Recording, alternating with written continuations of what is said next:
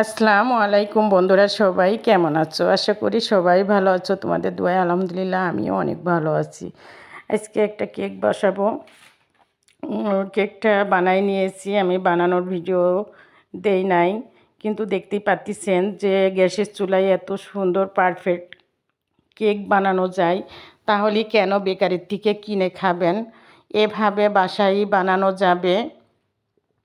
দেখেন, দেখেই বুঝতে পারছেন যে এতটাই সফট হয়েছে কেকটা। আমি 3 সাইজ করে কেটে নিলাম,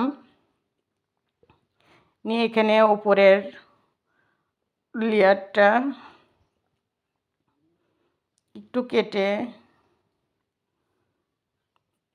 বাদ দিয়ে দেবো। এটা আমি এখানে বোর্ডের পারে একটু ক্রিম দিয়ে নিয়েছি, যদি সরে না যায়। আমি এটা ডেকোরেশন করব। আমি এখানে দুধ দিয়ে এটা স্ট্র্যাপটা বানাই নিয়েছি, দিলে পারে অনেক ভালো লাগবে।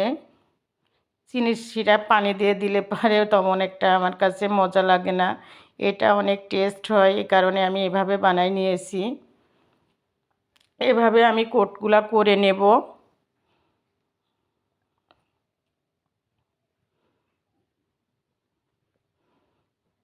দেখেন, আর আমার সাথে একটা ঘটনা ঘটে গেছে। ক্রিম আনতে যায়, ক্রিমটা আমি নিচ্ছিলাম, নেওয়ার পরে আমার বাজারে অনেকক্ষণ সময় লেগে গেছিল।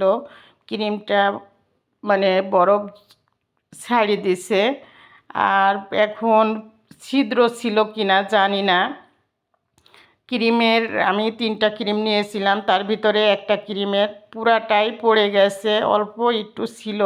সেটা দিয়েই আমি বানাচ্ছি এখন, এটা কোটটা করছি, কিন্তু অনেক নরম, স্টিক ভাবটা নেই।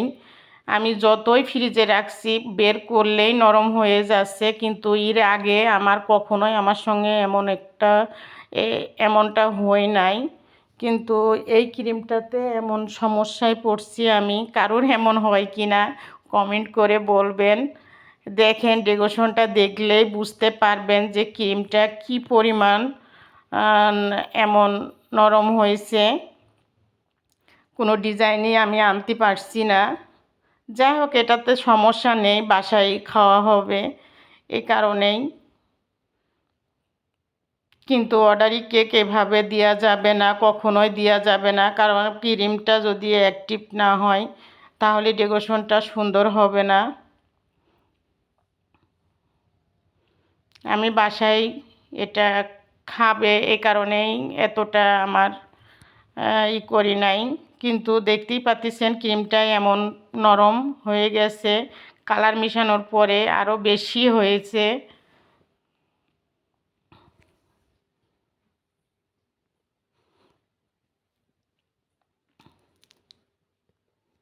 এভাবে ঘরে সবাই বানাবেন, বানিয়ে খাবেন। বেকারির কেক খাওয়াটা স্বাস্থ্যসম্মত না, কারণ কেকটা বাসায় বানালে, বাসায় যে হোমমেড কেকগুলা নিজে দেখা যায় যে আমি কি কি দিচ্ছি, এটা বোঝা যায়। আর বেকারিতে কিন্তু এটা দেয় না, বেকারিতে ডালডা দিয়েই ক্রিমটা ব্যবহার করে। আর ডালডা খালে পারে বাচ্চাদের অনেক ক্ষতি হয়, এটা মাথায় রেখে আপনারা যদি বাসায় বানাই দিতে পারেন তাহলে অনেক ভালো হয়, বাচ্চারা মজা করে খাবে, এদিকে শরীরের পক্ষেও অনেক উপকার হবে। যাই হোক, কথা বলতে বলতে আমার ডেকোরেশনটা শেষ হয়ে গেছে, দেখতেই পাচ্ছেন ফাইনাল লুকটা। এটা আমি একসঙ্গে 2টা কেক ডেকোরেশন করছি। এর মধ্যে যে এই কেকটা কেটে দেখালাম, এটা বাসায় খাওয়া হবে সবাই, কারণ আমি একসঙ্গে 2টা কেকই আমি ডেকোরেশন করছিলাম। যাই হোক, ভিডিওটা ভালো লেগে থাকলে অবশ্যই সাবস্ক্রাইব করে যাবেন। দেখেন, এত সুন্দর কেক, নরম সফট, একেবারে সফট হয়েছে। এভাবে যদি ঘরেই বানানো যায়, কেন বেকারির থেকে কিনে খাবেন?